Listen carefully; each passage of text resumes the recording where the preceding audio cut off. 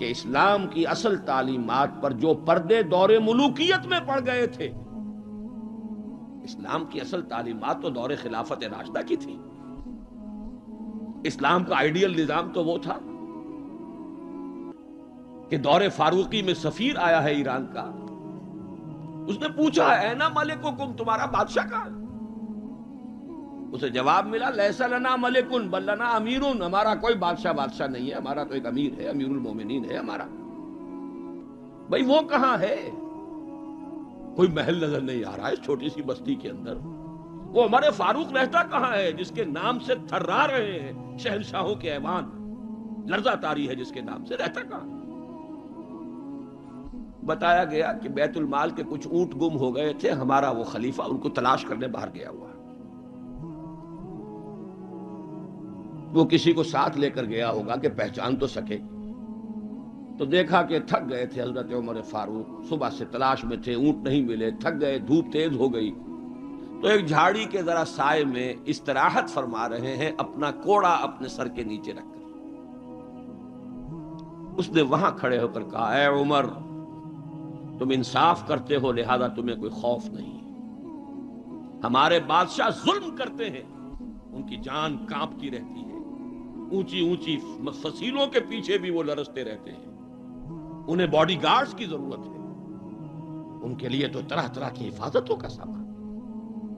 یہ تھا نظام جو محمد عربی نے دیا صلی اللہ علیہ وسلم. دور ملوکیت میں تو پھر وہی ایوان سجے، وہی محل بنے، وہی چہیتی بیویوں کے لیے کروڑوں روپے کے مقبرے تعمیر ہوئے، محل بنے. جا کر دیکھ لیجئے الحمرا، دیکھ لیجئے جا کر محل.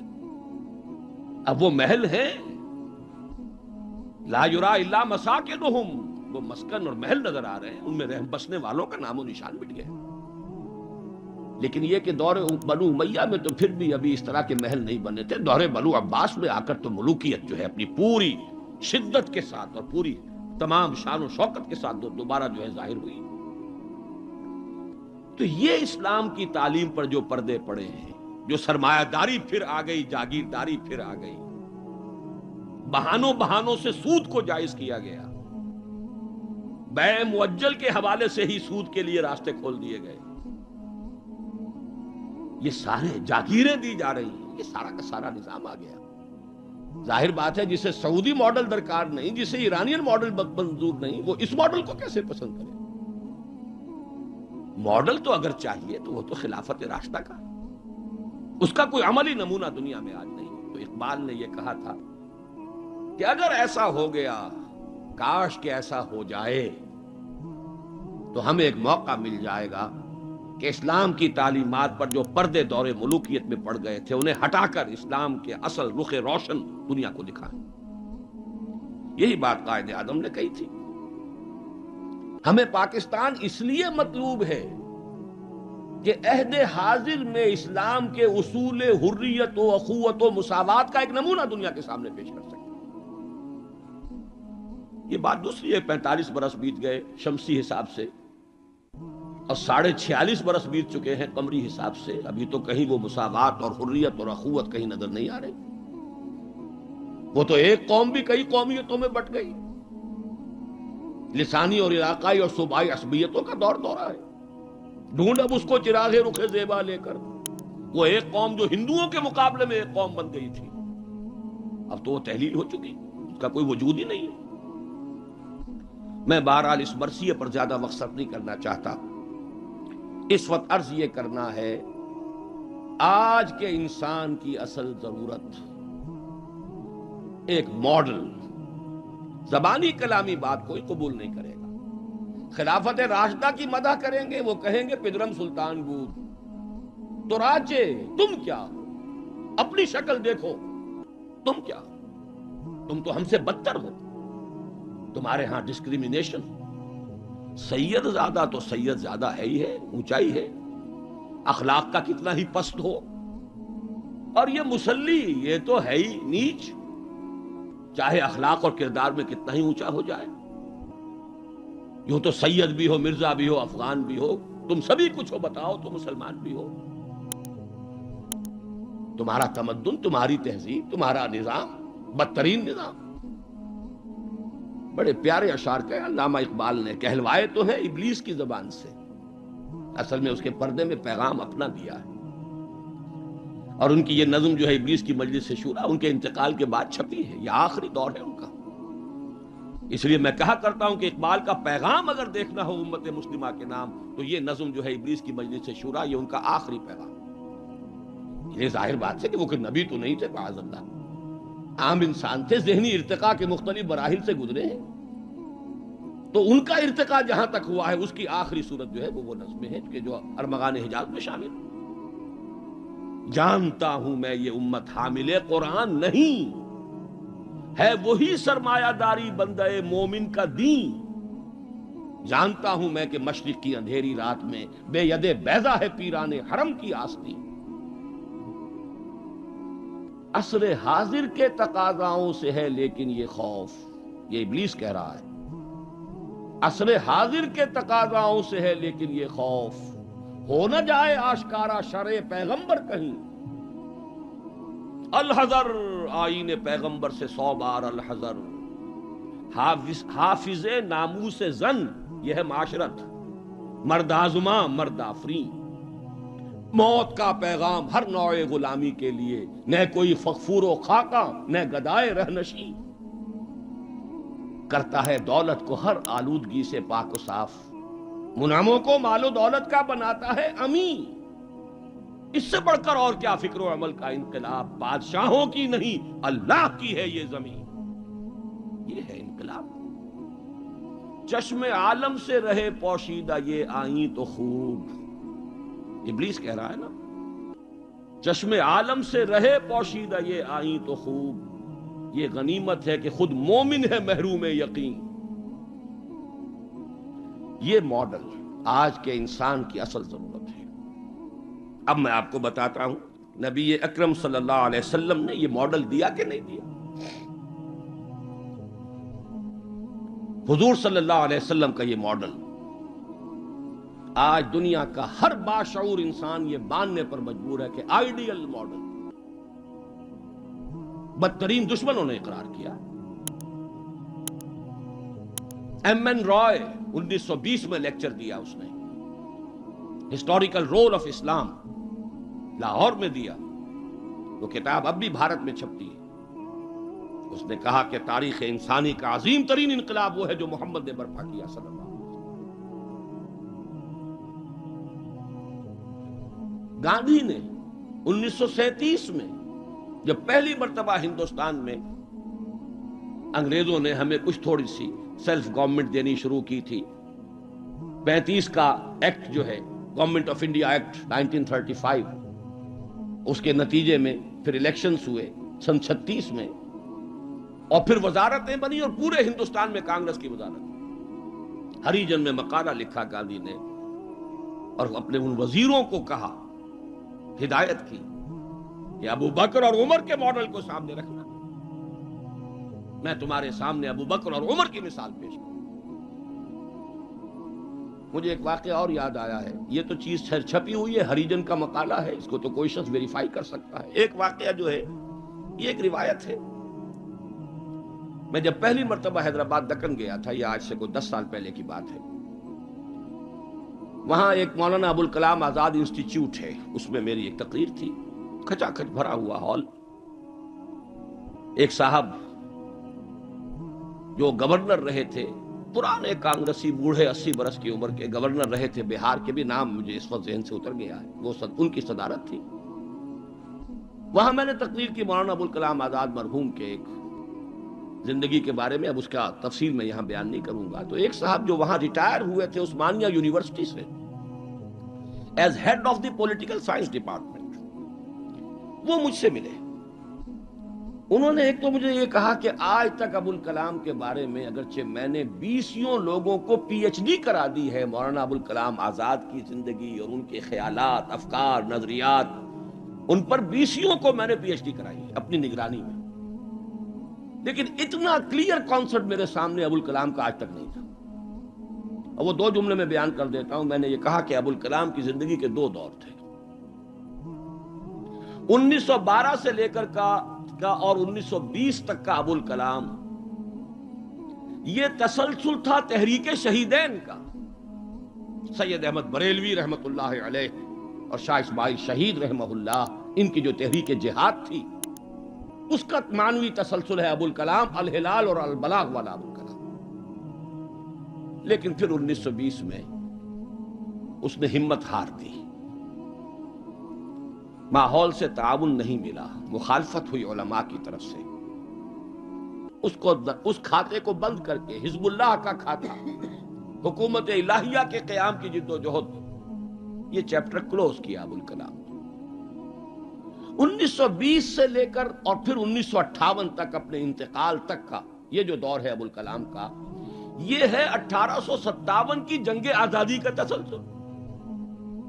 اگر آپ کے ذہن میں اپنی پچھلی صدی کی یہ دو تحریکیں ہوں، 1930 کی جو تحریک تھی، 1830 کی، 1826 سے لے کر 1831 میں پھر شہادت ہوئی ہے بالا کوٹ میں، یہ جو تحریک تھی اس کا تسلسل ہے الہلال اور البلاغ والا ابوالکلام. 1857 میں جنگ آزادی تھی، انگریز کے خلاف بغاوت، اسے غدر کہتے تھے، اب جنگ آزادی کہتے ہیں. انگریزی دور میں ہم نے جب تاریخ پڑھی تھی تو وہ غدر کے نام سے تھی. اس میں ہندو اور مسلمان دونوں شریک تھے، متحدہ جد و جہد تھی انگریز سے نجات پانے کی. تو ابوالکلام کی 1920 کے بعد سے لے کر باقی زندگی جو ہے وہ در حقیقت مانوی تسلسل ہے اس جنگ آزادی کا جو 1857 میں لڑی گئی اور ناکام ہو گئی. ناکام تو وہ بھی ہو گئی، تحریک شہیدین بھی ناکام، 1857 کی جنگ آزادی بھی ہو گئی. بہرحال انہوں نے ایک بات تو یہ بتائی، اور مجھے اصل میں جو یاد آیا تھا معاملہ وہ ان کے ایک اور قول کا تھا. 1917 میں وہ کہتے ہیں کہ میں علی گڑھ میں پڑھتا تھا. اس وقت تک وہ صرف ایک کالج تھا، ابھی یونیورسٹی نہیں بنا تھا، اور ہاسٹل میں رہتا تھا. تو ایک روز شور مچ گیا، گاندھی جی آئے، گاندھی جی آئے، گاندھی جی آئے. گاندھی ابھی نئے نئے آئے تھے ساؤتھ افریقہ سے، اور وہ گویا کہ انڈیا کے پولیٹیکل ہورائزن پر ابھی وہ ایک رائزنگ سن کی حیثیت سے تھے. شور مچ گیا، گاندھی جی آئے، گاندھی جی آئے. خیر وہ ہم نے ان کو گھیر لیا، کہا کچھ خطاب کیجیے. ان کا خطاب نہیں، میں تو صرف دیکھنے آیا تھا. اور وہ گیا تھا، پہلے حاضری دی تھی سر سید کے قبر پر. پھر اس نے کہا میں آپ لوگوں کو ایک تو خوشخبری دیتا ہوں، آپ کے کالج کے یونیورسٹی بننے کا فیصلہ ہو گیا ہے، چارٹر آپ کی یونیورسٹی کا منظور ہو گیا ہے. آپ کو معلوم نہیں ہوگا، میں آپ کو خوشخبری دے رہا ہوں. لیکن ایک بات میں آپ سے اور کہتا ہوں، لوگ ہم گوش ہو گئے. اگر آپ کا کالج یا آپ کی یونیورسٹی ایک عمر پیدا کر دے تو بہت بڑا احسان ہوگا نو انسان. لیکن مجھے یقین ہے آپ عمر پیدا نہیں کر سکتے، اس لیے کہ میں آپ کے ہاسٹلوں میں چکر لگا چکا ہوں. وہاں قالین بچھے ہوئے ہیں، وہاں عیش اور آسائش کے سامان ہیں. اس ماحول میں عمر پروان نہیں چڑھتا. میں یہ سمجھتا ہوں کہ علامہ اقبال نے جو اشعار لکھے ہیں شاید یہ واقعہ ہی ہو کہ جو اس کی تحریک بنا ہو. تیرے صوفے ہیں افرنگی، تیرے قالی ہیں ایرانی، لہو مجھ کو رلاتی ہے جوانوں کی تن آسانی. تو معلوم ہوا کہ یہ عمر کا وہ مقام گاندھی کی نگاہ میں تھا. اور پھر سن 1937 میں 20 برس بعد وزیروں کو کہا ہے کہ ابو بکر اور عمر کو اپنے سامنے ماڈل کی حیثیت سے رکھو. ایچ جی ویلز نے کہا ہے اگرچہ حضور کی ذاتی زندگی پر، خاص طور پر ازدواجی زندگی پر بڑے رقیق حملے کیے، لیکن پھر اس نے جب حجۃ الوداع کے ذکر پر آتا ہے concise history of the world میں، اس کا پرانا آپ کو کوئی ایڈیشن تلاش کرنا ہوگا، نئے ایڈیشن میں سے یہ پیسیجز نکال دیے ہیں نئے ایڈیٹرز نے. لیکن یہاں کی یونیورسٹی سے میں نے نکلوا کر ایک دفعہ ویریفائی کیا تھا، چونکہ مجھے تو بہت پرانے یہ الفاظ یاد تھے، لیکن پھر میں نے انہیں تازہ کیا کراچی یونیورسٹی کی لائبریری سے. اس میں وہ لکھتا ہے، وہ حضور کے خطبے کے الفاظ نقل کر کے، لا فضل لعربی علی عجمی ولا لعجمی علی عربی ولا لاحمر علی اسود ولا لاسود علی احمر الا بالتقوی کلکم بنو آدم وآدم من تراب. اس کا ترجمہ دے کر پھر لکھتا ہے کہ اگرچہ ہیومن فریٹرنیٹی، فریڈم اور ایکویلٹی کے سرمنز تو پہلے بھی بہت کہے گئے تھے، جیزس آف نزارت کے ہاں، حضرت مسیح کا تذکرہ کر رہا ہے، جیزس آف نزارت کے ہاں بھی سرمنز تو بہت ہیں، لیکن یہ ماننا پڑتا ہے کہ تاریخ انسانی میں پہلی مرتبہ محمد نے ان اصولوں پر ایک معاشرہ قائم کر کے دکھایا. اس سے بڑا ٹریبیوٹ کیا ہوگا؟ اور دشمن ہے، ذاتی اعتبار سے حملے کر رہا ہے، رقیق حملے کر رہا ہے، استہزاء کر رہا ہے یہ تعدد ازدواج کا، لیکن یہ بات ماننے پر مجبور ہے کہ انسانی تاریخ میں پہلی مرتبہ انسان کی حریت، اخوت اور مساوات کے اصولوں پر مبنی ایک نظام قائم کیا محمد صلی اللہ علیہ وسلم. اور نوٹ کیجئے یہی 3 الفاظ قائد اعظم نے استعمال کیے تھے. ہم پاکستان اس لیے چاہتے ہیں کہ عہد حاضر میں اسلام کے اصول حریت و اخوت و مساوات کا ایک نمونہ دنیا کو دکھا. اسی طرح پھر ڈاکٹر مائیکل ہارٹ کی دی 100 مشہور کتاب ہے. بہرحال یہ ماڈل، یہ رحمت محمد الرسول اللہ صلی اللہ علیہ وسلم انسان کو عطا کر چکے ہیں، اور اپنے تو بہرحال مدح کریں گے ہی. اپنوں کی تو آنکھ محبت اور عقیدت کی آنکھ ہے، لیکن میں نے یہ گواہیاں دی ہیں اغیار کی، دشمنوں کی. اب آئیے دوسری آیت کی طرف. لقد کان لکم فی رسول اللہ اسوۃ حسنہ. یہاں خطاب ہو رہا ہے تمہارے لیے اللہ کے رسول کی زندگی میں، اللہ کے رسول کی شخصیت میں ایک عمدہ نمونہ ہے. پہلے تو غور کیجئے لکم سے مراد کیا ہے. یہاں خطاب مسلمانوں سے ہے، یہاں پوری نوع انسانی سے نہیں ہے. یہ فرق ہے، نوٹ کر لیجئے. پہلی آیت کے مقابلے میں خطاب کا رخ اس آیت میں یہ محدود ہے، مسلمانوں کی طرف خطاب. اے مسلمانوں، تمہارے لیے رسول کی شخصیت میں ایک عمدہ نمونہ ہے. آپ کہیں گے کس دلیل سے یہ کہہ رہے ہیں؟ اسی آیت کا جو دوسرا ٹکڑا ہے وہ عام طور پر پڑھا نہیں جاتا. لقد کان لکم فی رسول اللہ اسوۃ حسنۃ لمن کان یرجو اللہ والیوم الآخر وذکر اللہ کثیرا. اس شخص کے لیے اسوہ ہے حضور کی زندگی اور شخصیت جو 3 شرطیں پوری کرے. جیسے کہ قرآن مجید خود اپنے بارے میں کہتا ہے ہدی للناس شہر رمضان الذی انزل فیہ القرآن ہدی للناس وبینات من الہدی والفرقان. لیکن سورہ بقرہ ہی کے شروع میں کہتا ہے ہدی للمتقین. ستیارتھ پرکاش کے مصنف نے سوامی دیانند سرسوتی نے تو اعتراض کیا تھا اس پر. 14واں باب، بدنام زمانہ 14واں باب یاد ہوگا. اس کا حل کیا ہے اس اشکال کا؟ قرآن اپنی جگہ ہدایت ہے پوری نوع انسانی کے لیے تا قیام قیامت، لیکن اس سے استفادہ وہی کرے گا جس میں استفادے کی پیاس اور طلب. پیاس ہی نہیں، بہترین مشروب رکھ دیجئے، پیے گا نہیں انسان.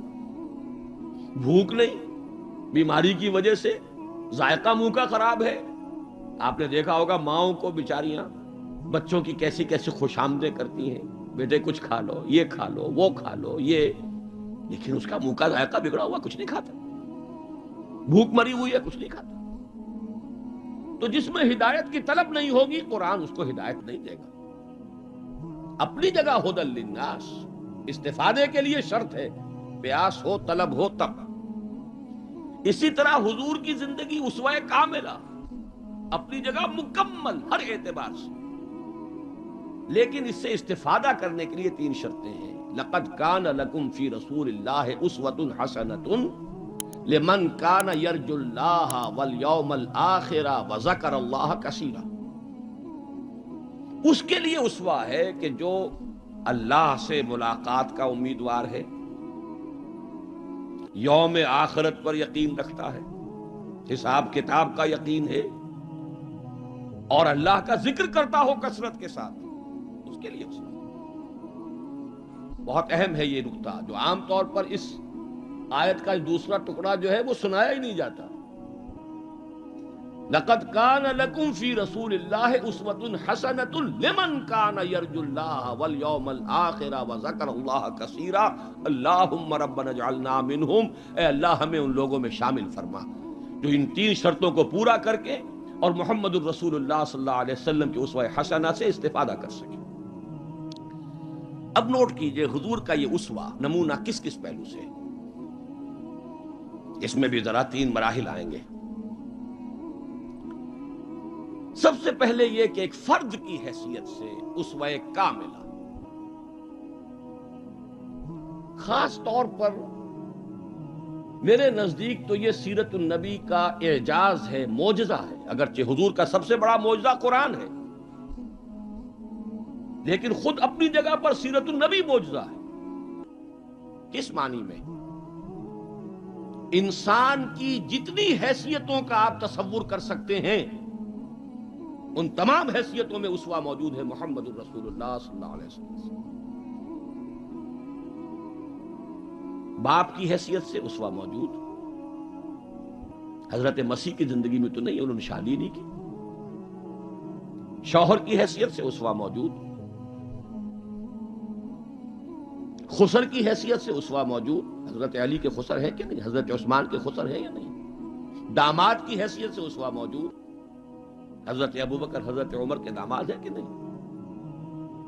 پھر ذرا غور کیجئے، داعی کی حیثیت سے اسوہ، مبلغ کی حیثیت سے اسوہ، معلم کی حیثیت سے اسوہ، مربی اور مزکی کی حیثیت سے اسوہ، امام مسجد کے اعتبار سے اسوہ، خطیب مسجد کے اعتبار سے اسوہ، پھر میدان جنگ میں سپہ سالار کی حیثیت سے اسوہ، قاضی القضات کی حیثیت سے اسوہ، اور صدر مملکت کی حیثیت سے اسوہ۔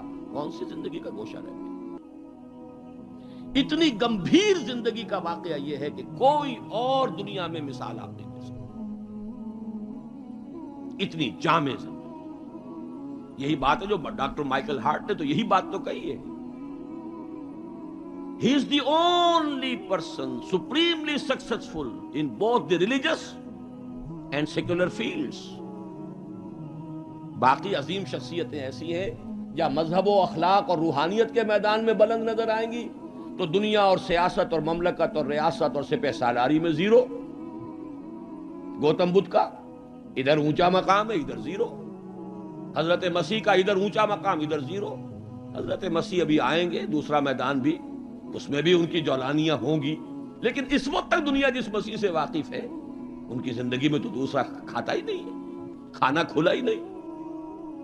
اور ادھر آئیے، سکندر اعظم کہاں میکڈونیا سے چلا ہے اور بیاس تک پہنچ گیا ہے 3 سال کے اندر اندر، لیکن روحانیت اور مذہب اور اخلاق کے معاملے میں زیرو سے کام نہیں چلتا، کوئی مائنس ویلیو لانی پڑے گی۔ اسی طرح اٹیلا، اسی طرح چنگیز خان۔ ایک ہی شخصیت ہے، the only person supremely successful in both the fields, گویا کہ ہر اعتبار سے اسوہ کاملہ۔ یہاں بھی ایک نقطہ ذرا سی ڈائگریشن ہے۔ ایک پہلو ایسا ہے انسانی زندگی کا جس میں حضور اس کا کی شخصیت یا آپ کی سیرت اسوہ نہیں ہے۔ آدمی چونک جائے گا، اسے شاید توہین پر محمول کرے، لیکن ہے۔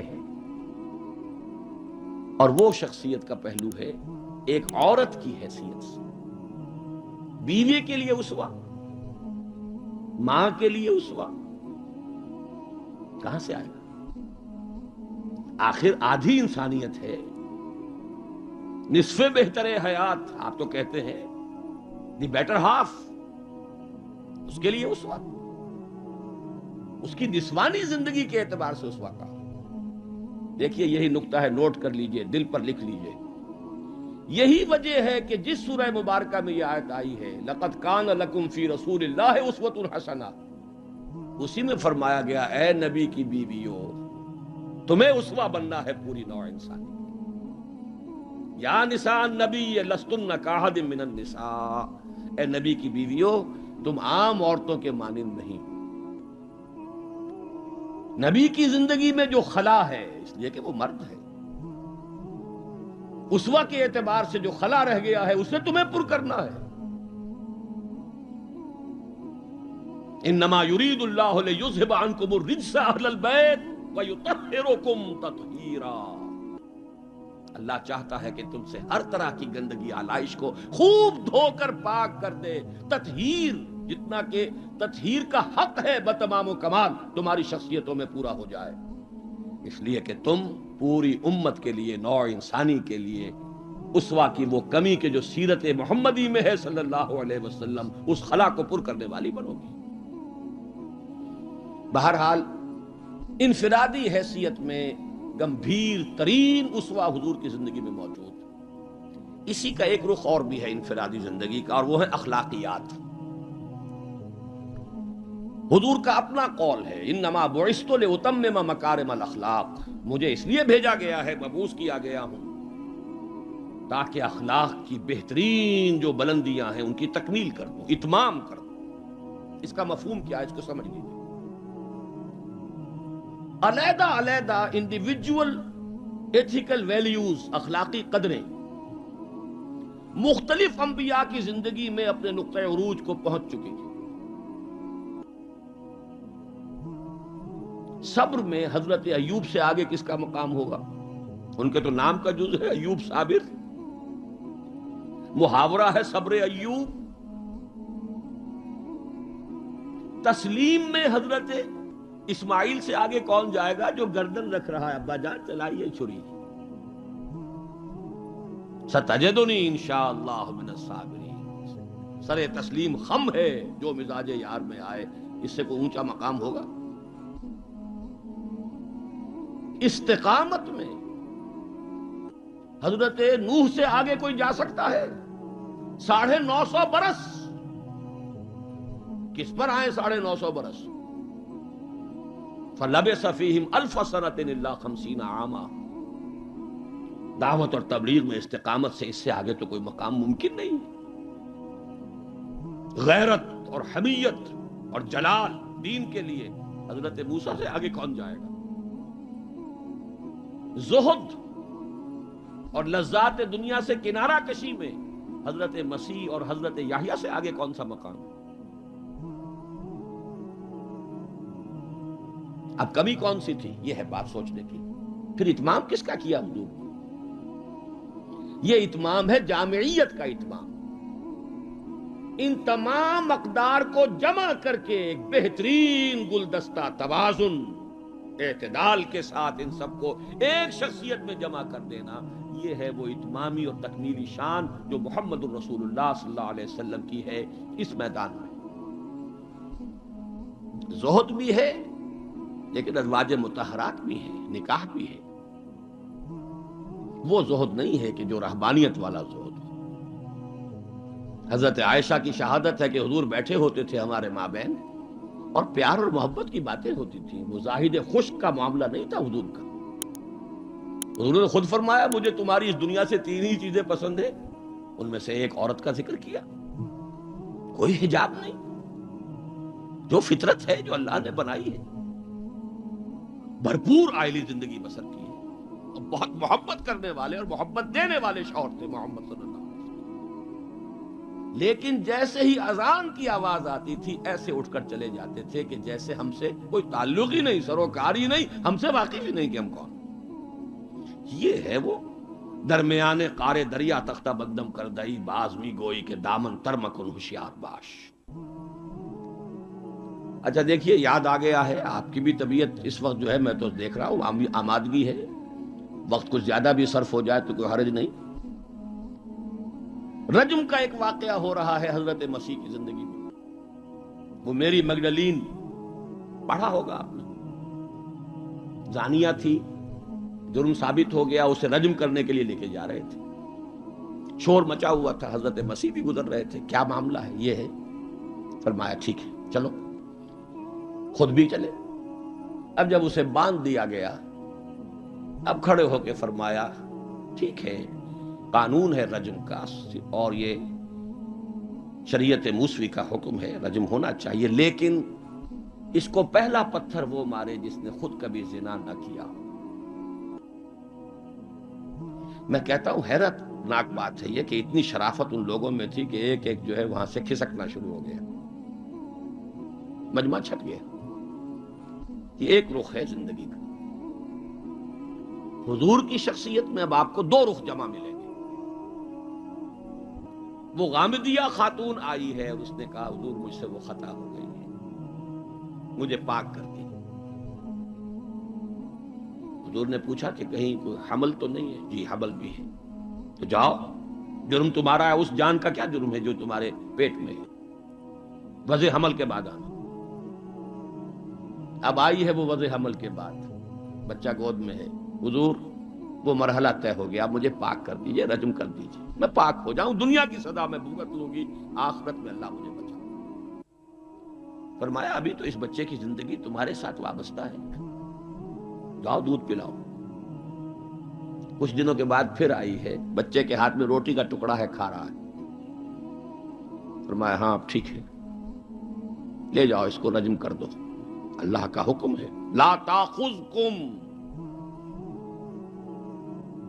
رافت فی دین اللہ ولا تاخذکم بہما رافت فی دین اللہ، اللہ کا حکم ہے، کرنا ہوگا، چاہے اپنے سینے پر پتھر رکھنا پڑے، اب رجم کرنا ہوگا۔ لیکن جب رجم ہو گیا ہے اور وہ خاتون جو ہے ان کا انتقال ہو گیا، کسی کی زبان سے نکل گیا کتنی بے حیا عورت تھی، حضور نے ڈانٹ دیا، نہیں اس عورت نے وہ توبہ کی ہے کہ اگر تمام مدینے والوں پر تقسیم کر دی جائے تو سب کی نجات کا ذریعہ بن جائے۔ یہ توازن ہے، حکم رب کا نفاذ بھی ہے، اس میں اپنی ذاتی شفقت کو آڑے نہیں آنے دینا ہے، لیکن یہ نہیں ہے کہ اس سے کوئی سوء ظن ہو۔ مریض سے دشمنی نہیں ہوتی، مرض سے دشمنی ہوتی، مریض سے تو ہمدردی ہوتی، اور اس نے تو وہ توبہ کی ہے۔ بہرحال انفرادی سطح پر میں نے ایک تو عرض کیا کہ اسوہ محمدی کی جامعیت کبریٰ، نمبر 2 اخلاقی میدان میں تکمیل، یعنی تمام جتنی اخلاقی اقدار ہیں بلند اور اعلیٰ، ان کا مجموعہ حسین گلدستہ جس میں ہر شے اپنے اپنے مقام پر صحیح توازن اور اعتدال کے ساتھ ہے، یہ ہے خاص معاملہ محمد الرسول اللہ صلی اللہ علیہ وسلم۔ دوسرا اسوہ حضور کا وہ میں بیان کر چکا، ایک ماڈل پیش کر دیا، نوع انسانی کے لیے ایک ماڈل، وہ نظام قائم کیا، کس نے کیا؟ محمد الرسول اللہ نے کیا صلی اللہ علیہ وسلم۔ اگرچہ یہ نوٹ کر لیجئے کہ اس ماڈل کا جو اصل ہے دور، وہ ہے دور فاروقی، یہاں بھی کہیں آپ یہ نہ کہیں توہین کر رہا، دور نبوی نہیں ہے اس کا ماڈل۔ کیوں؟ حضور کی حیات طیبہ میں تو ابھی انقلابی عمل جاری تھا، ریولوشنری پروسیس تھا اپنے پورے جوبن کے اوپر، نظام قائم ہوا اور آپ کا انتقال ہو گیا، بلکہ آپ نے خود چوز کیا ہے۔ اللہم فی الرفیق الاعلی، اے اللہ بس میرا کام پورا ہو گیا، اب میں مزید یہاں رہنے کو تیار نہیں، خود خطبہ دیا آپ نے۔ بلکہ اسے اگر سوء ادب نہ سمجھا جائے تو میرے دل میں تو ایک بات ہے کہ اگر حضور کے قدموں میں اللہ نے پہنچا دیا میدان قیامت میں یا عالم آخرت میں، تو شکوہ کروں گا کہ حضور آپ نے جلدی کی۔ ابھی جو عرب ایمان لائے تھے یدخلون فی دین اللہ افواجا، ابھی ان کی کچھ اور تربیت آپ فرماتے، کچھ اور دن آپ دنیا میں قیام فرماتے۔ چوائس ہوتا ہے نبی کا، یہ تو حضور کی حدیث ہے۔ انبیاء کا معاملہ خاص ہے کہ جب وقت آ جاتا ہے اس وقت انہیں چوائس دے دیا جاتا ہے، ابھی مزید رہنا چاہتے ہیں تو رہیے، اور اگر واپس آنا چاہتے ہیں تو ٹھیک ہے، آپ کا وہ وقت جو ہے وہ ہو چکا۔ اسی پر تو حضور نے فرمایا تھا مرض وفات میں جب ذرا سا وقفہ ہوا ہے اور افاقہ ہوا ہے، حضرت ابوبکر نماز پڑھا رہے تھے مسجد نبوی میں، اور حضور پھر اپنے اس افاقے کی وجہ سے حضرت علی اور حضرت عباس رضی اللہ تعالی عنہما کے کندھوں پر اپنا ایک ایک ہاتھ دست مبارک رکھ کر مسجد میں تشریف لائے ہیں۔ حضرت ابوبکر ہٹنے لگے پیچھے، جب آپ امامت فرمایا آپ نے اشارے سے کہا نہیں تم امامت کرو، حضرت ابوبکر کے پہلو میں بیٹھ گئے، کھڑے نہیں رہ سکے۔ اب آپ نماز پڑھ رہے تھے، حضرت ابوبکر آپ کی اقتدا کر رہے تھے، اور باقی پوری جماعت حضرت ابوبکر کی اقتدا کر رہی ہے۔ یہ خاص نماز ہے، یہ ایک ہی نماز ہے بس جو اس رنگ میں پڑھی گئی۔ اس نماز کے بعد آپ نے خطبہ دیا۔ اللہ نے اپنے ایک بندے کو یہ اختیار دیا ہے، چاہے وہ دنیا میں رہے اور چاہے وہ واپس آ جائے، بندے نے اللہ کی طرف لوٹنے کو قبول کر لیا۔ حضرت ابو بکر رو پڑے، باقی صحابہ نہیں سمجھے کہ یہ تو ایک خاص بات کہی جا رہی ہے، کسی اور کی حکایت ہے، کیا ہے۔ حضرت ابو بکر رو پڑے، سمجھ گئے کہ معاملہ کیا ہے۔ اب آپ نے فیصلہ کر لیا مراجعہ۔ بہرحال میں یہ عرض کر رہا تھا کہ حضور کی حیات طیبہ بہت گمبھیر انقلابی عمل ہے جو اس کے اندر چھایا ہوا ہے، اس میں پھر ابھی اس نظام کی برکات جو ہے وہ نمایاں نہیں ہے، موجود ہیں، نمایاں نہیں ہے۔ اسی طرح حضرت ابوبکر کے کل 2.25 سال، اور وہ بھی جس انقلاب کی تکمیل حضور نے کر دی تھی، اس کے خلاف جو کاؤنٹر ریولوشنری موومنٹس اٹھی ہیں ان کو کرب کرنے میں سارا وقت صرف ہو گیا۔ مسیلمہ کذاب اٹھ کھڑا ہوا ہے، فلاں جو ہے یہ نبیہ بن کر دعوے دار بن کر کھڑی ہو گئی ہے، اس نبی اور نبیہ کا نکاح بھی ہو گیا ہے، ایک طوفان۔ منکرین زکوٰۃ کھڑے ہو گئے ہیں، اور شاید آپ نے کبھی نوٹ نہ کیا ہو، نوٹ کر لیجئے، یہ سورت تو آپ پڑھتے ہی ہیں، اذا جاء نصر اللہ والفتح ورأیت الناس يدخلون فی دین اللہ افواجا، لیکن یہ کہ اس کی ایک برعکس تصویر بھی ہے، وہ دیکھ لیجئے کہ حضور کے انتقال کے بعد وہ جو فوج در فوج آئے تھے، فوج در فوج نکل بھی گئے تھے، یخرجون من دین اللہ افواجا، اور دارالاسلام جو ہے وہ صرف مدینے تک محدود ہو کر رہ گیا تھا۔ حضرت ابو بکر کی فضیلت جو ہے در حقیقت اسی سے ظاہر ہوتی ہے، with an iron fist and with an iron will، جس طرح آپ نے مقابلہ کیا ہے اور کرش کر دیا ہے ان تمام جو بھی قوتیں اٹھی۔ حضرت عمر تک گھبرا رہے ہیں، مشورہ دے رہے ہیں کہ دیکھیے ایک دم 3 محاذ نہ کھول لیجئے، حالات بڑے خراب ہیں، بڑے نازک ہیں، آپ نہ تو جیش اسامہ کو روک رہے ہیں، ٹھیک ہے آپ کا کہنا ہے کہ جس لشکر کا علم جو ہے حضور نے عطا کر دیا ہو، میں کیسے اس لشکر کو روکوں؟ پھر آپ مدعیان نبوت کے خلاف بھی لشکر بھیج رہے ہیں، وہ بھی سمجھ میں آتا ہے، وہ تو کافر ہو گئے، مرتد ہو گئے، لازماً ان کے خلاف تو جہاد کرنا ہے، لیکن کم سے کم ان زکوٰۃ کا انکار کرنے والوں کے معاملے میں سوچئے، نرمی کیجئے، تیسرا محاذ نہ کھولیے۔ انہوں نے نہ کسی نئے نبی کی دعوت کو قبول کیا ہے، نہ وہ ابھی نماز کا انکار کر رہے ہیں، بلکہ زکوٰۃ بھی یہ نہیں کہتے کہ ہم نہیں دیں گے، صرف یہ کہتے ہیں کہ ہم حکومت کو نہیں دیں گے، تو تھوڑی سی نرمی کیجئے۔ حضرت عمر کو ڈانٹ ملائی ہے حضرت ابو بکر نے، اے عمر تم دور جاہلیت میں تو بڑے سخت تھے اور بڑے ہمت والے تھے، اسلام میں آ کر کمزور ہو گئے۔ اور پھر وہ تاریخی الفاظ کہے ہیں، ایبدل الدین وانا حی، کیا دین کے اندر ترمیم ہوگی جبکہ میں ابھی زندہ ہوں؟ میری زندگی میں دین میں ترمیم نہیں ہو سکتی، خدا کی قسم اگر کسی اور نے میرے ساتھ نہ دیا تنہا جاؤں گا اور ان مانعین زکوٰۃ سے جہاد کروں گا۔ یہ آئرن ول اور آئرن فسٹ ابو بکر، رقیق القلب نحیف الجثہ انسان۔ لہذا اس 2.25 سال میں بھی اصل جو برکات ہیں ان کا ظہور نہیں ہو پا رہا۔ اصل میں جسے انگریزی میں آپ کہتے ہیں للی ان بلوم، یہ گلاب کا پھول پوری طرح کھل کر جو سامنے آیا ہے وہ دور فاروقی ہے رضی اللہ تعالی عنہ، اس کی وہ شانیں ہیں۔ وہ سفیر کا واقعہ سنا چکا ہوں، حریت کا معاملہ دیکھیے کہ سعد ابن ابی وقاص کے بارے میں پرچہ نویس نے اطلاع دی ہے ایران سے، گورنر ہے ایران کے حضرت سعد ابن وقاص، اور گورنر اس لیے ہے کہ خود فاتح ایران ہیں، یہ ریوڑیوں کی طرح بٹی ہوئی گورنریاں نہیں ہے کہ اس کو دے دو اس کو دے دو، جس کو چاہو دے دو، خود فاتح ایران سعد ابن ابی وقاص۔ اور آدمی کون ہے وہ؟ ایک ہی انسان ہے جس کے بارے میں حضور نے فرمایا، اے سعد تم پر میرے ماں باپ قربان۔ غزوہ احد میں جب لرغہ کیا ہے کفار نے اور حضور کو شہید کرنے کے لیے سرتوڑ کوشش کی ہے، اس وقت تیر اندازی کر رہے تھے حضرت سعد ابن ابی وقاص رضی اللہ تعالیٰ عنہ، یکی از عشرہ مبشرہ۔ اس وقت حضور نے کہا تھا تیر چلائے جاؤ اے سعد، تم پر میرے ماں باپ قربان۔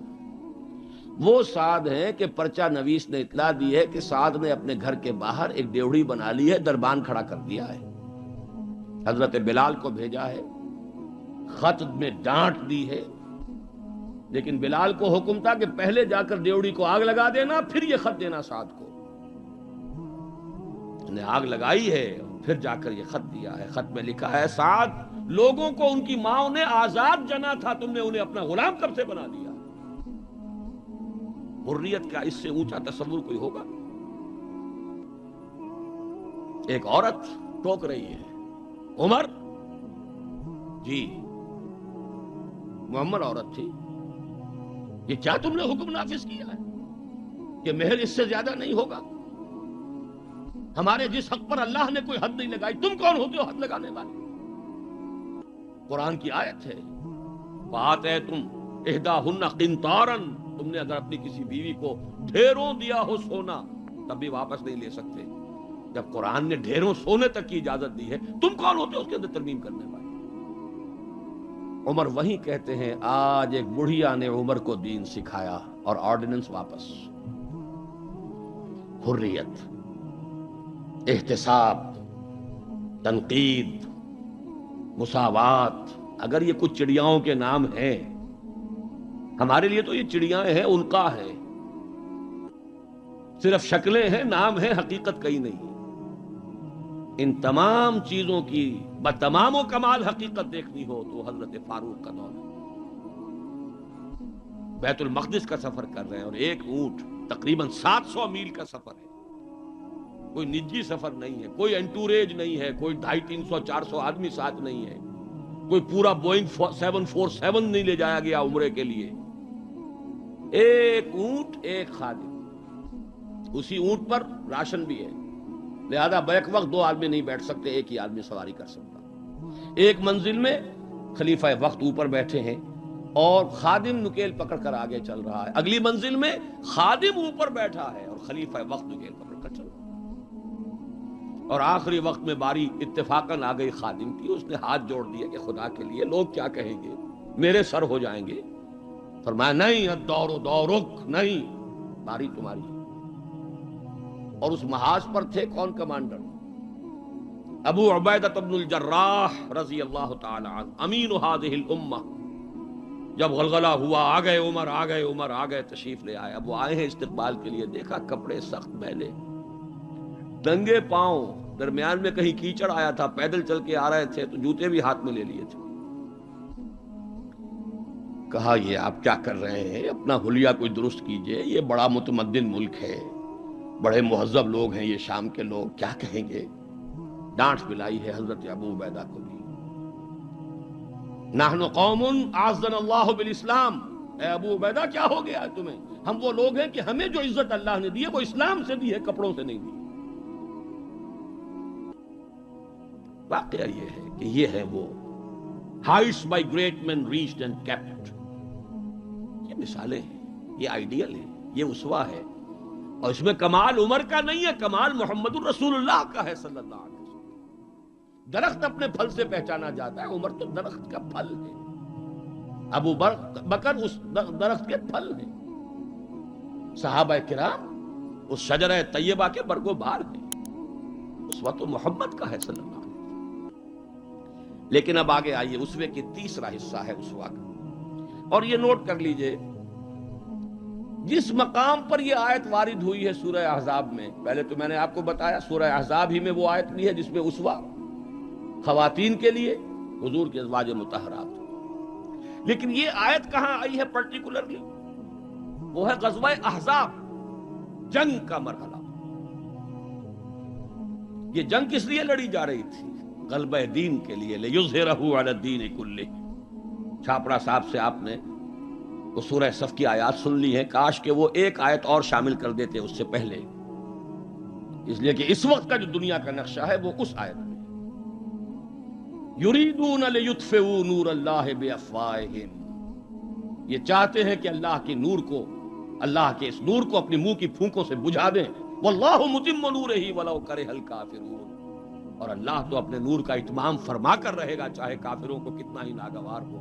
هو الذی ارسل رسولہ بالہدی ودین الحق لیظہرہ علی الدین کلہ ولو کرہ المشرکون. اس کا ترجمہ آپ سن چکے ہیں. وہ یہ اللہ جس نے بھیجا اپنے رسول کو الہدا اور دین حق دے کر تاکہ غالب کریں اس کے کل دین پر، پورے کے پورے نظام زندگی پر، تمام کے تمام نظاموں پر، دینوں پر، چاہے مشرکوں کو کتنا ہی ناگوار ہو. اسی کے لیے جہاد کی پکار ہے. هل ادلکم علی تجارۃ تنجیکم من عذاب الیم تؤمنون باللہ ورسولہ وتجاہدون فی سبیل اللہ باموالکم وانفسکم. اسی کے لیے قتال کی ترغیب ہے. یہ اس پہلے حصے میں ہے. ان اللہ یحب الذین یقاتلون فی سبیلہ صفا کانہم بنیان مرصوص. تو حضور کا ایک اسوہ تو پوری نوع انسانی کے لیے ہے، وہ ماڈل جو آپ نے دکھا دیا، قائم کر کے نظام کی ایک مثال دنیا کے سامنے پیش کر دی. یہ ممکن ہے، قائم ہو سکتا ہے، یہ کہانی نہیں ہے، یہ تو تاریخ کا نصف النہار ہے. 5000 برس قدیم بات ہوتی تو کہتے پتہ نہیں ڈھکوسلا ہے، ہوا بھی ہے کہ نہیں ہوا. یہ تو عین ہسٹوریکل ایرا ہے، تاریخی حقائق ہیں، پوری دنیا مان رہی ہے. روز روشن نصف النہار پر سورج تاریخ کا ہے، جبکہ محمد رسول اللہ صلی اللہ علیہ وسلم نے یہ ماڈل پیش کیا جس کا کہ اقرار اور اعتراف دشمن کر رہے ہیں. تو وہ اسوہ تو ہے پوری نوع انسانی کے لیے. میں نے آپ کو نوٹ کرایا تھا لقد کان لکم. وہ اسوہ جو اس امت کے لیے ہے وہ کون سا اسوہ ہے؟ وہ اسوہ ہے وہ طریقہ کار جس سے کہ آپ نے وہ انقلاب برپا کیا. کیسے قائم کیا؟ منہج کیا تھا؟ منہاج کیا تھا؟ طریقہ کار کیا تھا؟ پہلے کیا کیا تھا؟ پھر کیا کیا تھا؟ اگلا قدم اٹھایا تو کیوں اٹھایا؟ پہلے نہیں اٹھایا تو کیوں نہیں اٹھایا تھا؟ کیا سبب ہے کہ مکے میں حکم دیا جا رہا ہے چاہے تمہارے ٹکڑے اڑا دیے جائیں، تمہیں زندہ آگ کے اندر جلا دیا جائے، تب بھی تم ہاتھ نہیں اٹھاؤ گے؟ کفو ایدیکم، اپنے ہاتھ بندھے رکھو. نو ریٹیلیشن، نو ریونج، کوئی انتقام نہیں، کوئی قصاص نہیں. آئے گا وہ وقت جب تمہارے ہاتھ کھول دیے جائیں گے. نغمہ ہے بلبل شوریدہ تیرا خام، ابھی اپنے سینے میں اسے اور ذرا تھام. ابھی اپنے ہاتھ رو کے رکھو، چاہے تمہارے جسم کے ٹکڑے کر دیے. کیا وجہ ہے؟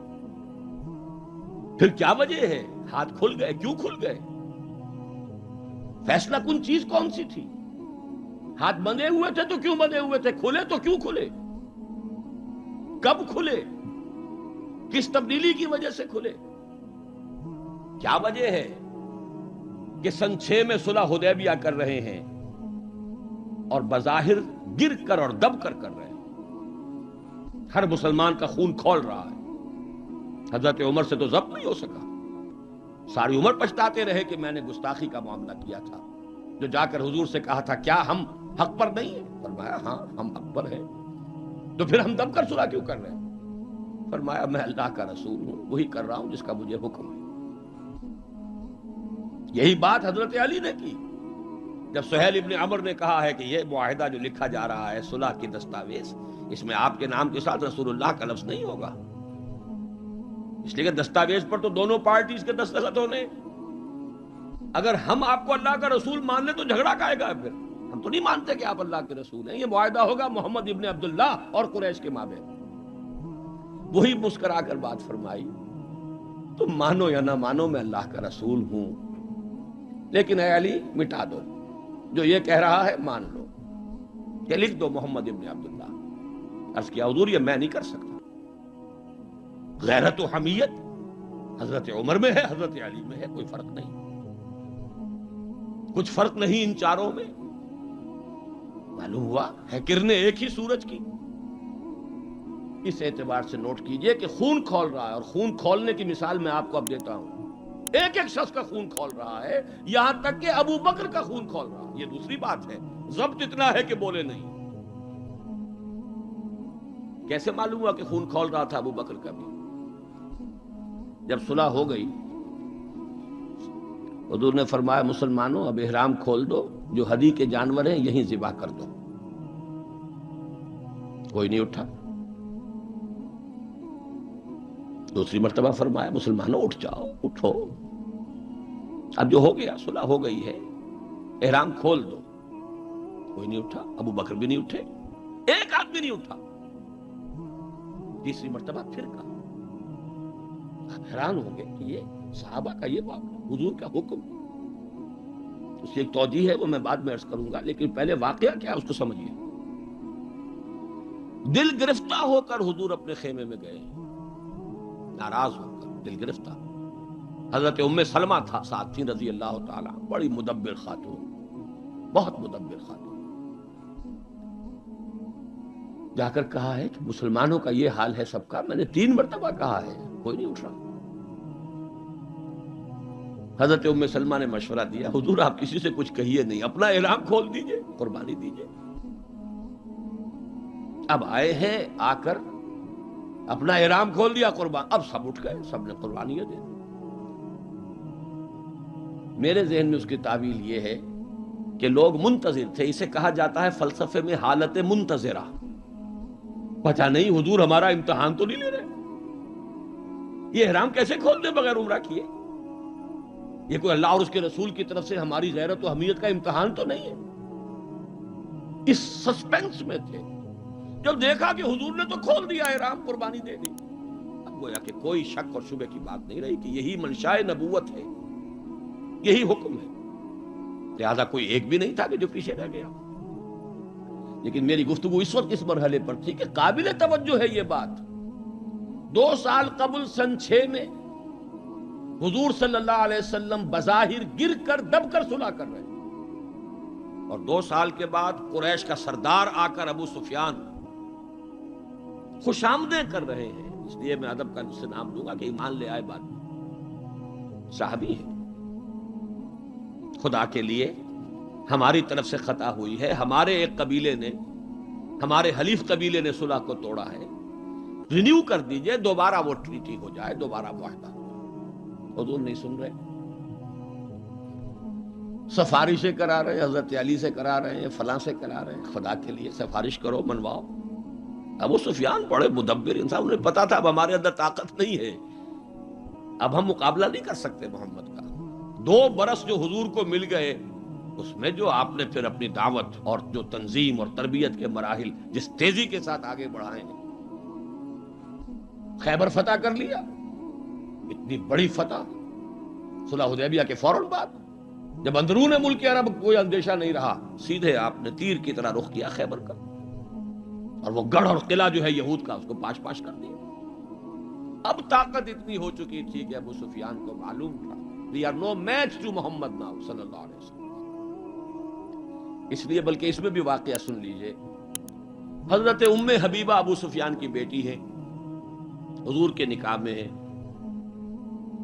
معلوم ہوا کہ this is the nearest approach، اس سے زیادہ سفارش اور کون سی ہوگی، اپنی بیٹی جو ہے خود نبی کے گھر میں، بڑی امیدیں لے کر گئے ہوں گے ابو سفیان۔ حضرت ام حبیبہ کے حجرے میں جب گئے، چارپائی پر بیٹھنے لگے تھے، انہوں نے کہا ابا جان ذرا ٹھہریے، بستر بچھا ہوا تھا اس کو طے کر دیا کہ اب بیٹھیے۔ اب یہ قریش کا سردار، مکے کا چیف، پوچھتے ہیں بیٹی یہ بستر میرے لائق نہ تھا یا میں اس بستر کے لائق نہ تھا؟ فرمایا ابا جان آپ اس بستر کے لائق نہیں ہیں، یہ محمد الرسول اللہ کا بستر ہے، آپ مشرک ہیں، کافر ہیں، نجس ہیں۔ تو میں یہ کہا کرتا ہوں کہ کیا ان کو خیال رہا ہوگا کہ اب کیا سفارش کے لیے اس بیٹی سے کہے جن کا معاملہ، جس کا طرز عمل یہ ہے۔